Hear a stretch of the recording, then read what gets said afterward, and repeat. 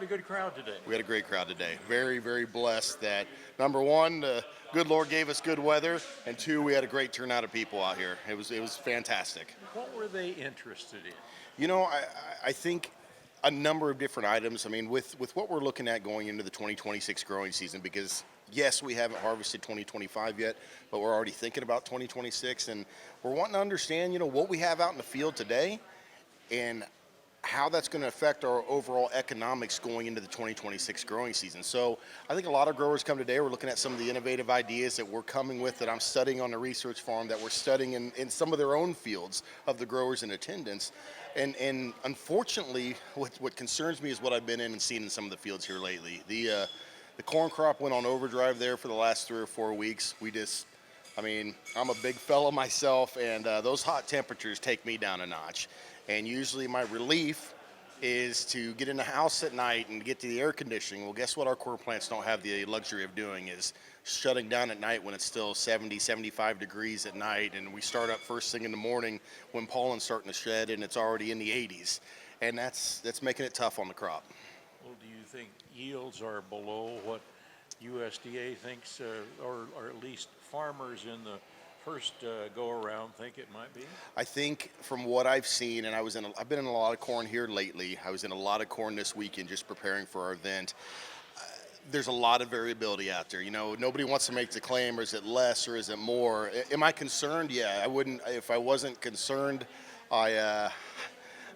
my concerns is that it is off the mark, even from what the USDA is saying. But Stu, I'm only speaking on what's right here in East Central Illinois, because that's where United Prairie is at. That's where my farming operation is.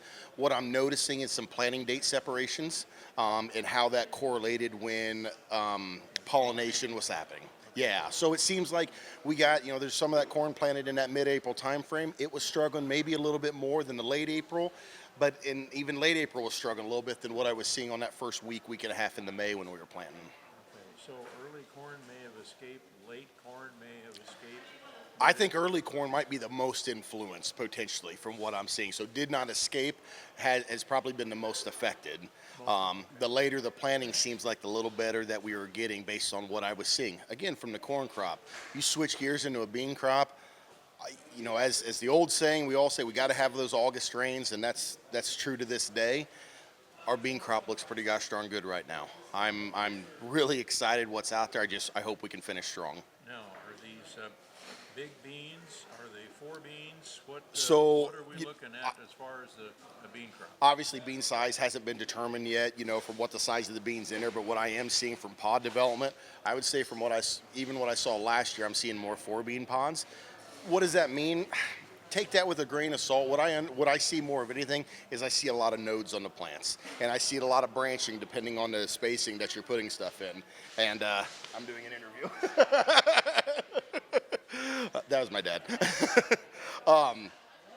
But when you see those stacking of the nodes and you can see that branching and spitting off like that, that's what I'm excited about. Now we just got to finish it off. I was making some late season applications with one of the drones this weekend, and we still have flowering beans. And so what can we do to, flower retention on those and then fill those pods? That factory, that plant's produced a lot of sugars, a lot of contents that now we got to shift out of the leaves and let's push it into the grain. A lot of people had indicated that they thought corn was better than beans, and beans were kind of ragged. You're telling kind of a different story here. From what I'm seeing, I tell you what, if you would have asked me this question 2 months ago, the beans are driving me nuts, especially when I was in a no-till or a minimum till environment. My goodness, I swear we say it every year. These things are short. They're never going to take off. Then all of a sudden, one day, it just changes. And I think the beans can be a little bit, I'm not going to say more forgiving, but if we can get some late August rains, we can finish them off a little bit stronger. Again, I hope I'm wrong on the corn scenario. I hope I'm wrong on everything. Being a farmer myself, I want to see the yields just as much as everybody else does. I just think if you're not out in your field scouting and you're assuming that the dark, deep green plant that you're driving by at 55, 60, 65 mile an hour is representative of what's truly out there from a yield standpoint, you might be a little bit fooled, and you just need to take a second look at it. All right, if they're going to take a first look and a second look, they're probably looking for, did it pollinate or did those tassels get Tassel wrapped. wrapped? Have you seen any of that? We've seen a little bit of it, not to the extent of what social media probably portrayed it to be. And I said this in the presentation out there, social media can have its positive things and it can have its negative things. The one thing that I've noticed after aphids last year, tassel wrap this year, is that social media gets people thinking and out in their fields. And that didn't always used to happen way back when. But sometimes it can escalate things to a level that's a little bit more than what it needs to be. I'll caution some folks with this. You know, we rely a lot on our plot data when it comes to hybrids and variety testing and looking at those side-by-side plots. There's going to be good information, but when you talk about something like tassel wrap, where you have 4 or 8 rows of a hybrid that might have tassel wrap, but you've got another 8, 16, 24 rows on each side of it that's got good pollination, that pollen's going to flow, and you may not see what tassel wrap could truly be out in a field. So it may be more related to the hybrid than to nutrition or weather, clouds, whatever it might be? I think there's a multitude of things that could be attributing to it, but the hybrid specific does seem to be, and it's not just one company over other. There's different things, but if you think about the genetic pool that we're pulling out of, a lot of it's coming out of a couple different companies. So to say that we don't have shared males and females in some of these plants, I mean, we do. So you could carry that with it.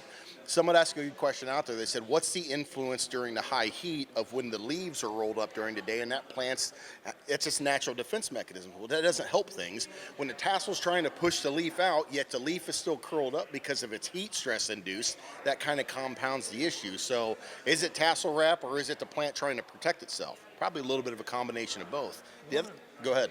One of the interesting things that I have encountered is some people, and more, seem to be interested in boron. Yes. Connecting the tassel and the pollination on the cob. And I ran on my YouTube channel, a young fellow who's been doing some research on boron at the University of Illinois. He had almost 1,000 hits on that. Yep. Because people apparently are thinking, is this the problem? Sure. And I think, Stu, when it comes to feeding that plant, let's segment boron out from the start. You know, I talked about the process with boron, especially when it's starting in the soil profile, is it's a mobile nutrient in the soil profile. So the other thing is how can you effectively, when I look at agriculture and when I look at my job, it's 3 things. It's agronomics, it's economics, and then there's also the logistics side of it. Okay, so agronomics, economics, and logistics. Agronomics says that corn crop needs boron for a number of factors. You talked about it, just helping with pollen tube development and delivering, helping that pollen move into the kernel. That's great, but to try to do that from a foliar-only aspect makes it very challenging because logistically, it's hard to make it across there multiple times of the field, and you can't do it with one trip because economically, it would cost too much. So when I talk about micronutrients we're putting out there, we're starting with the foundation in the soil profile, and then we're gradually feeding it throughout the growing season, maximizing every trip we're making across the field, with boron being a component of a lot of our micronutrient blends. Do you see any other oddities this year? You know, everyone always talks about the tar spot side of things. We're always keeping our eye on it. It hasn't been bad here locally. I've been seeing more gray leaf spot here recently. The only oddity that's really hanging over all of our heads right now, and we're trying to figure it out, is the overall economics of agriculture. You know, as I sat there and I sold the rest of my old crop grain here at the end of July and paid a bunch of storage on it, and I don't feel good about going into this year. It's my biggest job, and our job as United Prairie and as these growers is to work together as a team. We'll weather the storm. There's no doubt in my mind we'll weather the storm.